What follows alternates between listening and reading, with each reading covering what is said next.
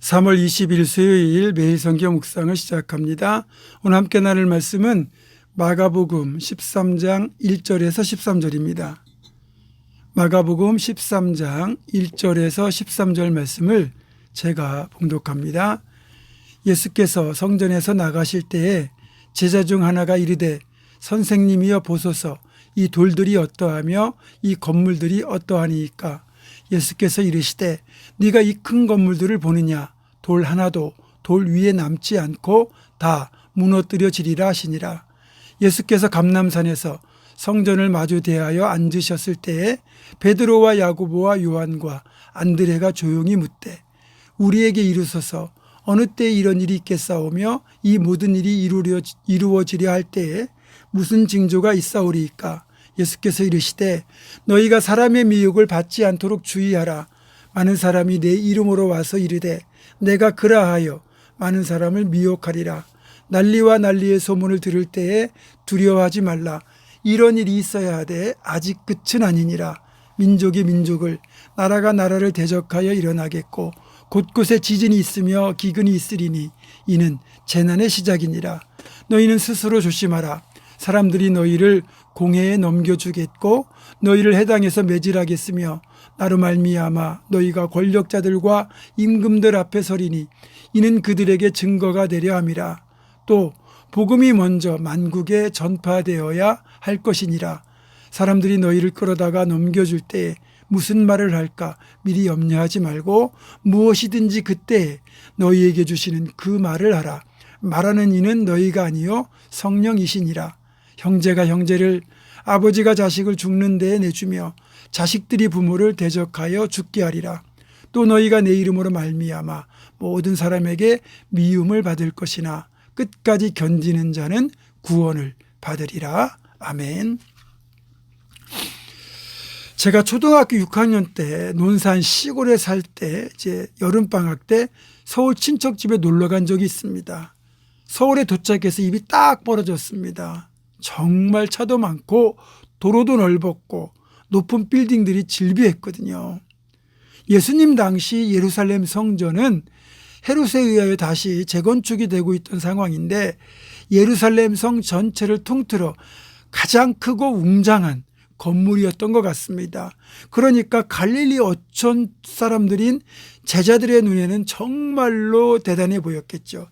그래서 제자 중 하나가 주님께 성전의 화려함과 웅장함을 보고 대단하다고 말합니다. 그랬더니 정작 주님의 입에서는 때가 이르면 이 성전의 돌 하나도 돌 위에 남지 않고 다 무너뜨려지리라 라는 말씀이 나온 겁니다.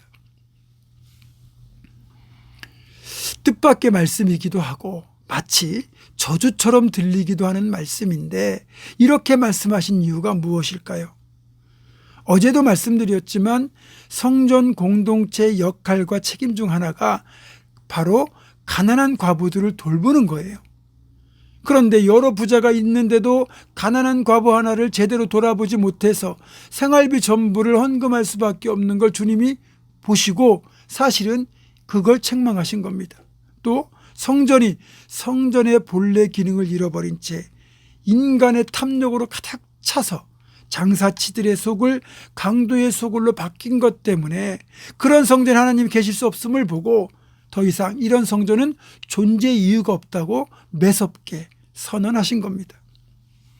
실제로 주님이 이렇게 말씀하신 때로부터 약 40년 뒤, 그러니까 주 70년에 이제 유대인들이 로마에 대하여 봉기를 일으켰고 이 유대인들의 반란을 제압하기 위하여 티도라고 하는 장군이 로마의 정예의 부대를 이끌고 예루살렘을 포위합니다. 그리고 결국 예루살렘이 함락이 돼요. 그 과정에서 예루살렘에 들어와 있던 10만 명 이상의 유대인들이 살육을 당하는 비극을 겪어야만 했습니다. 그리고 이 과정에서 로마 병사들 사이에 어떤 소문이 났냐면 유대인들이 황금이나 보물을 성전 벽돌 사이에 숨겨놓는다라는 소문이 돈 거예요. 그래서 예루살렘을 정복한 로마 병사들이 이 전리품을 챙기려고 성전 벽돌을 하나도 남김없이 다 무너뜨리면서 그 안에 있는 보물들을 찾느라 혈안이 되어 있었습니다. 그러니까 돌 위에 돌 하나도 남기지 않겠다는 그 말씀, 주님의 예언이 성취되는 가슴 아픈 모습이었죠. 그때 무너진 이후로 예루살렘 성전은 지금껏 재건되지 못하고 있습니다. 오늘날 교회 공동체도 마찬가지예요. 교회 공동체 안에서 헐벗고 신음하는 이들을 외면하면 더 이상 교회로서의 존재 의미가 없습니다. 아무리 예배당을 크게 짓고 화려하게 짓고 많은 사람들이 모여서 예배를 드린다고 해도 교회가 교회로서의 역할을 제대로 감당하지 못하면, 또 성도들이 성전으로서의 삶을 살아내지 못할 때 그런 교회 공동체 예배당에는 하나님이 계시지 않습니다. 우리가 늘 깨어서 교회답게 성전답게 살아가는 삶에 힘써야 될 이유가 여기에 있습니다. 한편 예수님의 이런 말씀을 듣고 깜짝 놀란 제자들이 감람산, 그러니까 맞은편 감람산 쪽에서 성전을 바라보면서 어느 때 이런 일이 나타날 것이며 어떤 징조가 있을 것을 질문하거든요. 그러자 주님이 이런 대답을 하십니다. 일단 미혹하는 자들이 나타날 텐데 미혹받지 말라고 경고하세요. 또 난리의 소문이 나타나게 될 텐데 민족이 민족을, 나라가 나라를 대적하여 일어나고 큰 지진과 기근, 전염병이 나타나고 하늘로부터 큰 징조들이 나타날 것이다, 이렇게 말씀하셨어요. 이 말씀만 놓고 보면 지금 우리 시대의 현상과 많이 비슷하죠. 전쟁의 소식, 기근과 재난의 소식, 지진의 소식들이 계속 들려오잖아요. 게다가 하늘에서도 그렇게 지구온난화로 인한 기후변화의 징조들이 상당 부분 나타나고 있습니다. 깨어 있어야 됩니다. 그리고 가짜 예수, 가짜 목사, 가짜 선지자를 포함하여 얼마나 많은 이단 사이비들이 설치되고 있는지 모릅니다.